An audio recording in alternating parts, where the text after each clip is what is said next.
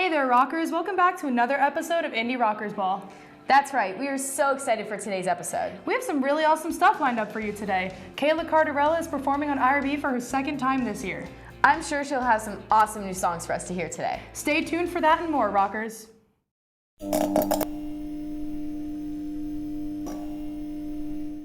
Hey rockers, listen to this. Popular Russian-German DJ Zedd has just been permanently banned from China because of a post he liked from the South Park Twitter account.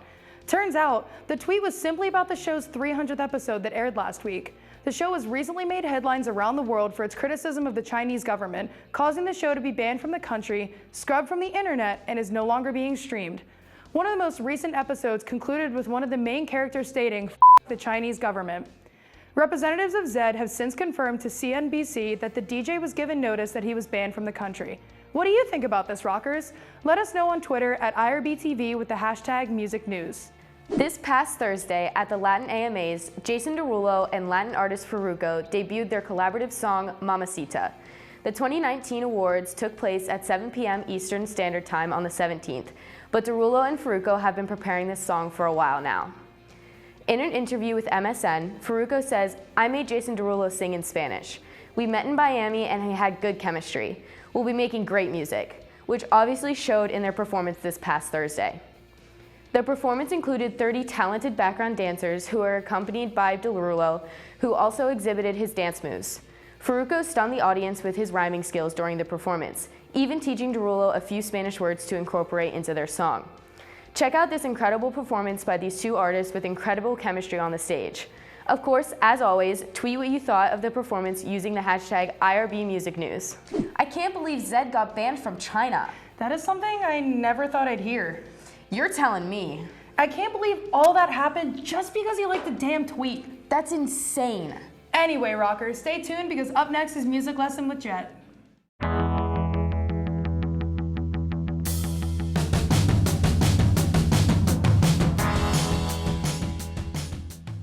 How's it going, rockers? Welcome back to another episode of Music Lesson. This week on Music Lesson, I'm going to be teaching you Heart Shaped Box by Nirvana. So you're going to be in half a step down tuning and in drop C sharp. So it's like drop D and then you take all that down half a step. All right, so I'm only going to be teaching you the main riff of the song. So you're going to be barring your middle finger on the bottom 4 strings of the 2nd fret. And it's basically how you can also play an A. So you're going to start with the open A, and then you're going to go down to the D, and then the G, and then back to the D. So you play those 4 notes. So it's... So you do that, then you go to the 3rd fret, and then you bar your finger on all of the strings. You're not going to really need it for the bottom ones, but it's the top 3 that you need. And if you're not good at barring it, you can use your middle fingers for support to really press it down on those strings. So you do the same thing, and you start with the high E, and you go down to the A, and then the D, and then go back to the A. So it's the same kind of pattern. It's the same 4. So it's... And then after you do that, you play the open 3 strings open, and then the pattern goes like this. So you basically, it's the same thing, but it's in a different time, and then you also play the middle 2 strings a 2nd time. So the whole first part of that, when you play it together, is like this.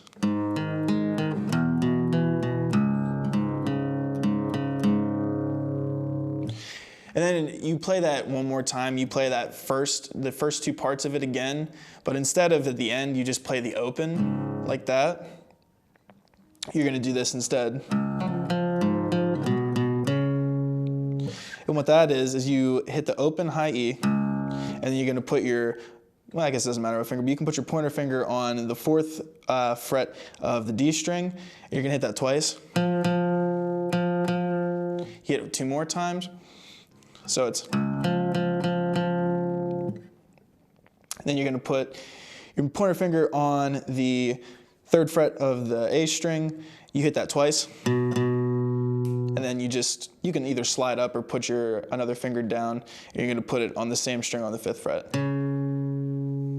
All right, so at the end, when you play it all together, it sounds like this.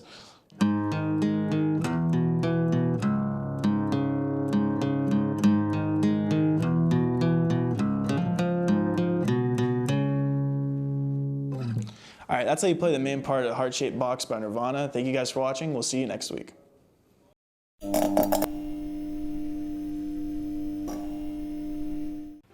What's up? Nah, I'm just playing. In all seriousness, here's a new release from the hardcore punk pioneers Refused. The Swedish punk outfit's latest album is due to hit shelves in online stores October 18th, following the release of the fiery singles Blood Red, Rev 001, and the latest Economy of Death. If the singles are anything to go off of, this new album should deliver the same gut punches, searing vocals, and angsty energy the band is known for. Many casual listeners of punk might know the group for their late 2000s hit New Noise, or even their landmark album, The Shape of Punk to Come. Many cite this album as the beginning of the new wave of hardcore punk and angsty hard rock that blended the political nature of the genre with more interpersonal stories. Refused has stated that this new album is a continuation of their previous release, Freedom, which was their first release in 15 years. The veterans are still keeping their trademark energy and the sound with them for this newest record. Citing some fan disappointment from Freedom, frontman Dennis Lyxzén said, "I think War Music will be the record that old fans have been waiting to hear. Check it out on October 18th, dudes." The Eagles have recently announced a Hotel California tour that will take place in 2020. Seeing as they have the third best-selling U.S. album, it only makes sense the band behind it comes back with a tour dedicated to it. Released in 1976, the album won various Grammys, and we all saw it earn hits with its title track and another one titled New Kid in Town. Even though they lost the founding member Glenn Frey a few years back, the Eagles are joined now by his son Deacon, along with singer Vince Gill and an orchestra. Not only will they perform the whole album, they will also be playing some of their other greatest hits, included in their 4 #1 albums and 14 top 40 songs. The album Hotel California has sold over 26 million copies worldwide. The tour will take place in areas such as Texas, Georgia, and of course, California. Tickets go on sale October 18th. I am so excited for the Eagles tour. Me too. Hotel California is like my favorite Eagles album. That's definitely a great one. Hey, can someone put on Hotel California by the Eagles? Jesus, okay, well while we're waiting for that, let's head over to Rockers Review.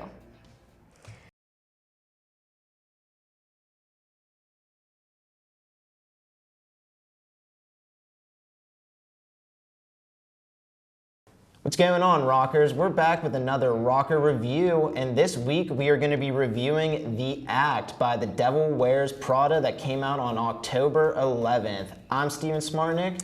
And I am Gage Terrace. So, I haven't heard this album before, but there's a lot of hubbub about it, so I'm interested in it, and Steven right here is going to tell me a little bit about it. So, Well, Gage, the first thing you have to know is you have to get a little bit of background on the band, since they've been around for about 15 years now or so. Wow. And they actually started out much like basically every metalcore band right now. They started out on the MySpace like generation, where you would like kind of pick your favorite songs and you put them on your MySpace. Like back in the day when everyone could name someone from a metalcore band, that's basically when they started. And they kind of started out as like a Vans Warped Tour metalcore band, you know, with like the cartoon graphics of like something crazy going on the whole like time. Skateboarding, kind of like. Yeah. I get what your checkerboard pattern belts. Exactly, I get what dude. you're When saying. everyone was like in the scene, when it was cool to be in the scene. Absolutely. So they actually started off as like, they were pretty heavy. Like they did not let up ever really for it. They just kind of kept doing their own thing until about 2011, which is whenever they got more experimental, which in my opinion, it's never a bad thing for an artist to experiment. Absolutely. I think it's always good.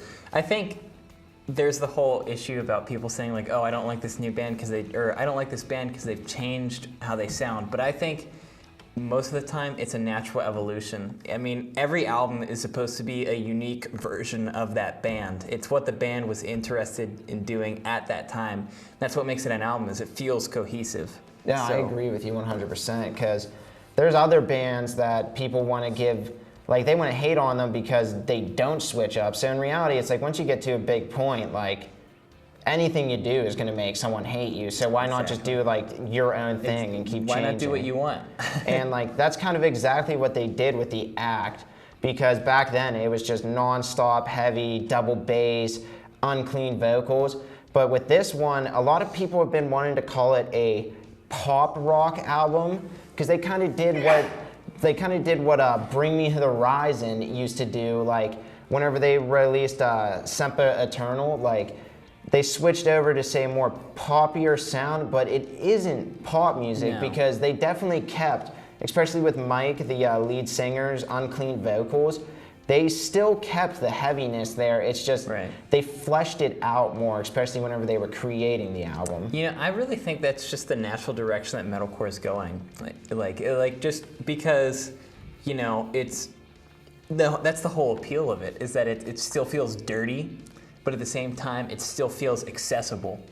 And that sounds what you're describing to me. No, I agree with you 100% because there's bands like Nothing More, and then even like Dance Gavin Dance, like they used to be like a really hardcore band whenever they had Johnny Craig, but they switched over to say something a little more lighthearted. Right. And you know, the crazy part is everyone wants to hate on them, but they're gaining so many new fans by actually becoming some of more of a pop driven. Right. But one song that actually exemplifies that they went for the softer tone, which a crazy part about this album, for the first time ever in the Devil Wears Prada's history, it was composed on piano, and that actually breaks through like into some of the songs on here, like Chemical, which was one of their lead singles for it, which is a phenomenal song, but it definitely takes on a softer, more like airy feel to it because they aren't going insane like the whole time. Like they're actually taking it down, and then Mike is actually mixing unclean vocals with clean vocals, which I believe he's one of the greatest, I wouldn't say one of the greatest, that's too big of an assumption, but he's great at doing clean vocals and dirty vocals. Right. So he's good at mixing it up. Exactly, and that's really what they bring, because just like 2 songs later on this album, The Thread, like that song is actually like the old Devil Wears Prada. They're going non-stop, you got a double bass drum there going, both ears you just hear because that's what they were known for, and they aren't going to stray away from it too far. This is actually the closest I think they could have gotten to going too far. Okay, I get what you're saying. So like, you think it's like a good evolution of the band? You think it's a good I agree. iteration It's of it? the only bad thing is I feel like this might also be an album where they're kind of considering like, do we go farther in this direction? Or do we, you know, stay with the old stuff because that's what the like die-hard fans will like want to hear from them. But I feel like with this album, they kind of, some of the songs come across with a little bit of confusion to the band of like an identity crisis of like sorts. I get what you're saying. But like I feel like they blended together perfectly because there's ups and downs to it because you'll get like the hardcore and then you'll go to an airy song. So as soon as your body is basically done listening to like really hardcore, just non-stop screeching guitar, they hit you with an airy song that just, it's kind of like a release to it. It lifts you up. It's a palate cleanser. I get what you mean. There's a lot of times where I listen to a lot of heavy albums, and like after a while, it's like I almost have a headache. I mean, as much as I like it, it's just like, it's a bit much, and it kind of wears on you. So that's a nice relief to hear. I agree with you 100%. But I think we're running out of time. So before we get off, I'm going to give this a solid 3.5 out of 5 stars on my scale. Gage, I recommend you listen to it. Absolutely. And we'll see you next time, rockers.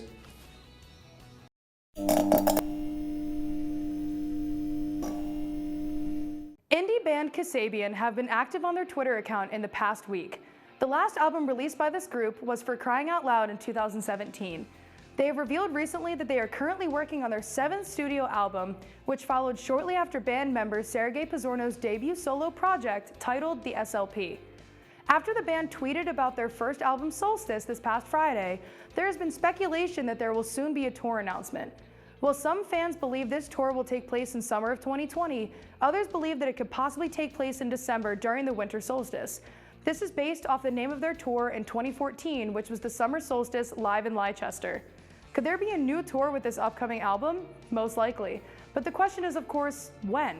When do you guys think the tour will be? Let us know your theories on Twitter at IRBTV with the hashtag MusicNews. I'm sure all of you Harry Styles fans out there are filled with joy knowing that Harry has released his first single after 2 years. On Friday, October 8th, his new song, Lights Up, along with the music video, was dropped. The track is said to resonate around the idea of lucidity and self-discovery and has a Tame Impala style to it. All elements that's sure to make for an outstanding hit single.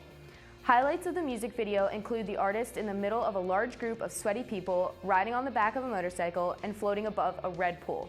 No doubt this is a music video full of self-expression. Since the release of the single, Harry Styles fans have given him a warm welcome back and are looking forward to what is to come from him. Let us know what you think of Harry Styles' new song on our Twitter at IRBTV with the hashtag MusicNews. Isn't Harry Styles so gorgeous? Is that even a question? I mean, the way he looks in the music video for Lights Up. You don't have to tell me twice. Anyway, rockers, up next is the performance from Kayla you've all been waiting for. Stay tuned.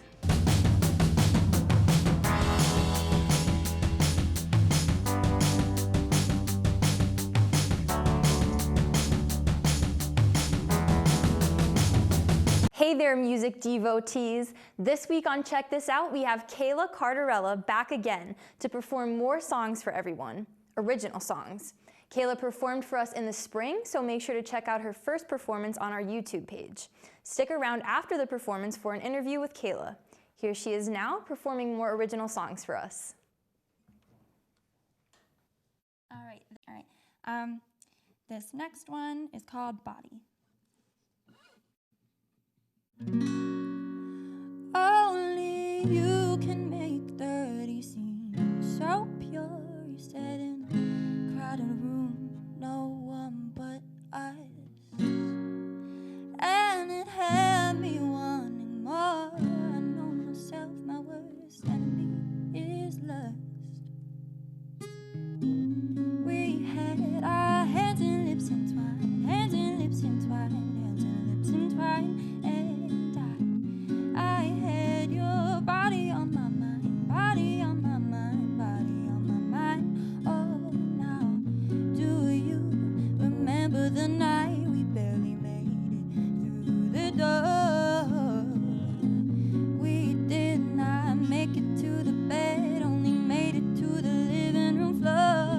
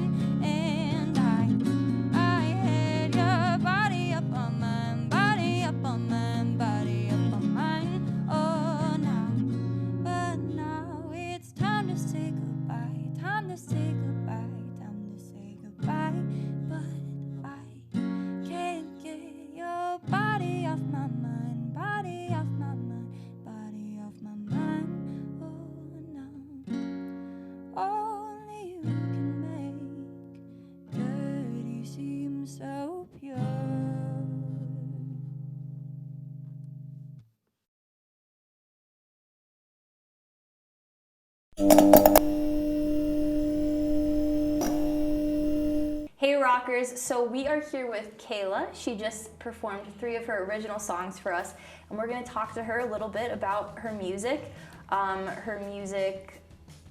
making process, and just about her in general. So hi, Kayla. I loved your songs. Thank you. You're welcome. So tell us, when did you start writing and making music? I started my sophomore year of college. Sophomore year of college. Yeah. So are you a senior now? Yeah.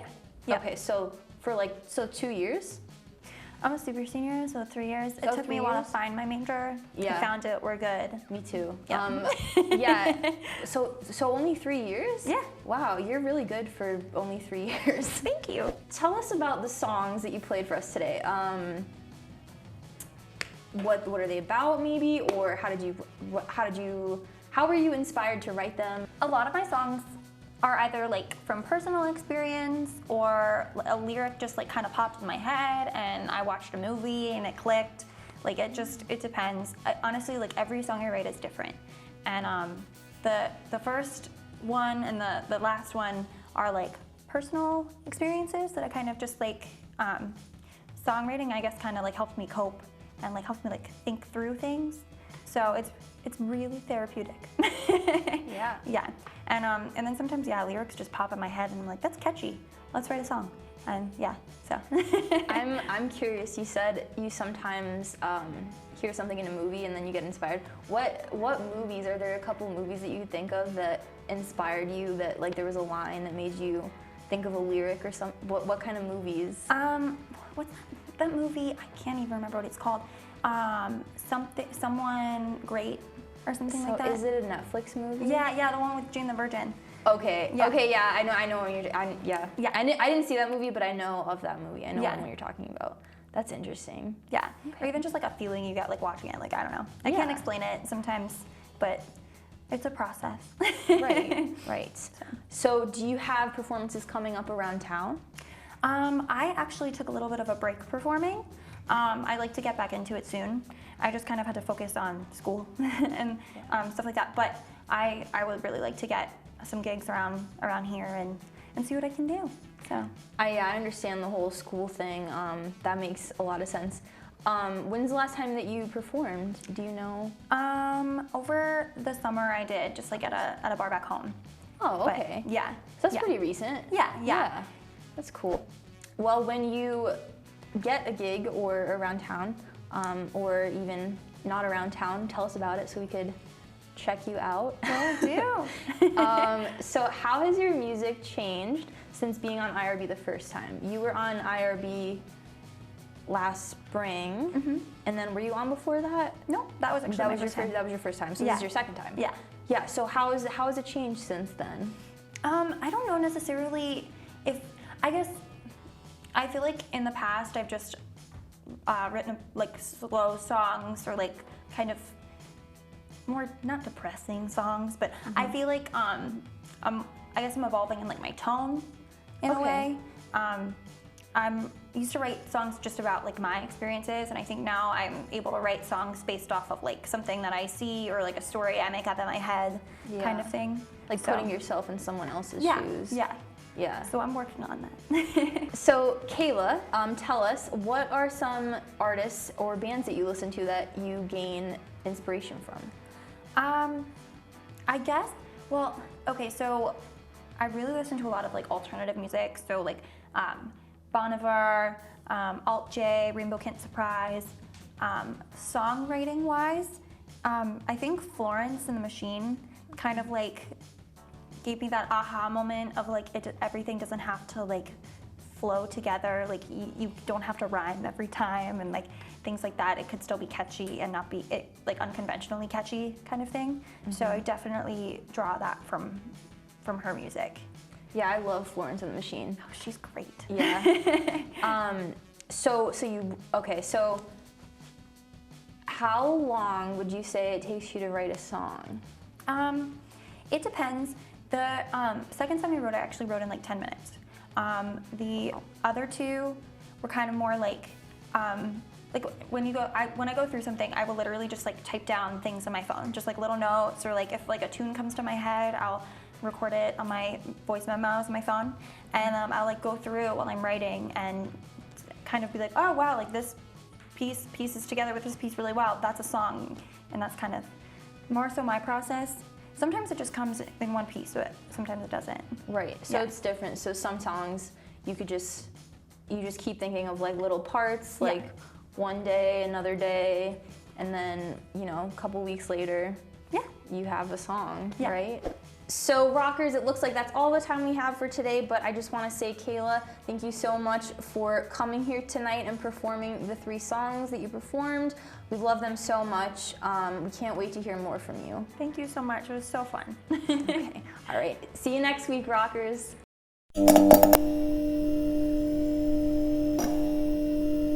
Thanks so much for joining us today, rockers. What a great episode. I had so much fun hosting. You are preaching to the choir, my friend. You know it. Make sure to tune in next week. Don't forget to follow us on social media at IRBTV or Indie Rockers Ball. Check out previous episodes on our YouTube. Unless you're watching us on YouTube, but if you are, subscribe for even more updates. Stay tuned for next week.